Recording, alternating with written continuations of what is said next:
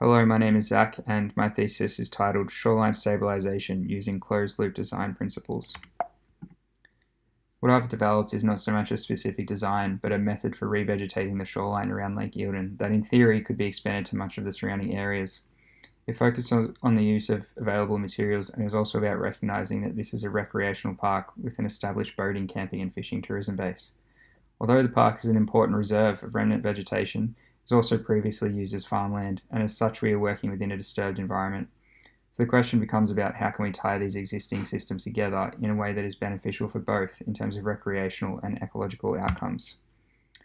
When land is cleared of its native vegetation, we get an increase in erosion, as the roots no longer bind to the soil and rainfall transports it downhill. Surrounding agricultural lands further exacerbate this nutrient load through the use of fertilisers and excrement. We see the culmination of these impacts in regular algal blooms, which need a particular combination of sun, still water, and excess nutrients to occur. The easiest of these to control is the latter. Measures are already in place to reduce agricultural runoff, however there can be excess phosphorus and nitrogen stored in deposits at the bottom of the lake. So we really need a solution that is about building resilience to these outbreaks, rather than trying to eradicate it all in one go. The most recent blue-green algae warning for Lake Eildon was on the 21st of April, and it lasted 88 days, which has huge economic and ecosystem health impacts. Finally, when you bring in human disturbance with large vehicles, towing boats and jet skis, you have a perfect storm for a damaged shoreline. Previous to colonisation, this area was EVC Valley grassy forest. This vegetation class is not adapted to being inundated, so we see that really clearly when the water level goes down and we have these barren landscapes and erosion around the perimeter of the lake. The method that I've used, it could be applicable to many sections of the shoreline, but some strategy is required to pinpoint where the best place to start from is. Firstly, I identified how water drains down the mountain and where it intersects with the shoreline and into the lake. I also cross-reference this with boat launches, as they are sites of high disturbance. The design requires an inflow of water, so it also needs to be placed in what I call the Goldilocks zone, where water moves quickly enough not to be absorbed directly into the ground, but slowly enough that it will not cause too much damage and can be controlled. This is the lakeside campground shoreline as it exists now. As you can see, this photo was taken in 2013, and the water level is at approximately 35% capacity. When that happens, there's about 250 meters of exposed shoreline, and you can also see evidence of cars being driven over, as well as human impacts and disturbance.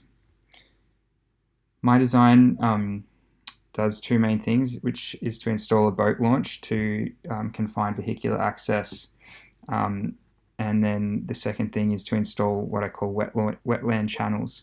These follow the contours of the land and essentially act as big filters flowing through the lake.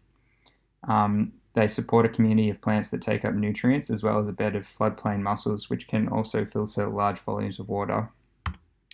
The boat launch really is just about mitigating disturbance to the shoreline as an ecosystem, acknowledging the fact that people always want to use their boats and watercraft here, and giving them space to do that, but restricting the use of cars to the car park.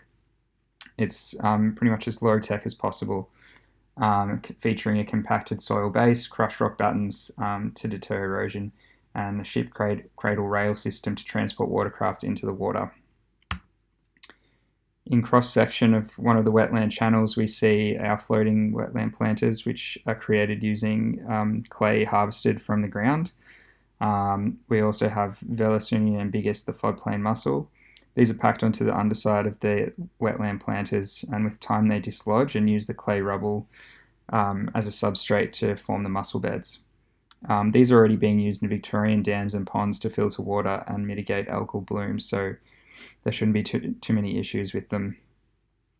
The plants are arranged in sections according to their ability to stabilise the berm, the structure that I'm using, as well as filter out excess nutrient loads.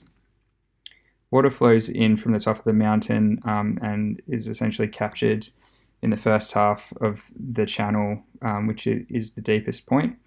Clay sediment drops down to the bottom of this, and then the top column of water runs off, which it should be a lot cleaner. In designing these berms, I spaced them 25 meters apart, and that was according to the analysis of the average fluctuation of water, which is roughly 15 to 25% per year. This means that at any one time, roughly 4 of these channels should be activated by the water of the lake. The sediment is also a crucial part of this design. So you can see here it's being trapped by these channels, and then excess kind of runs off throughout. The point of capturing this soil, the sediment, is to clean the water that's moving down the mountain and into the lake, and also to harvest it for use to be reused as wetland planters. Here you can see that process. So we're capturing clay at the bottom of these channels, which is at the deepest point. Water flows off and is cleaned through the plants that are in the channels. Secondly, we have the clay being captured and compressed into a simple mold, which is then used to assist campfire cooking, which at the moment is a little bit dangerous due to the open flame, rolling logs, and possible embers catching on the wind. The design of these wetland planters is using completely all materials found on the site, clay and timber, lashings formed from roots and fibers, and a mudstone anchor. And to finish, this is just a test run of that design that I built. Thanks for watching my presentation.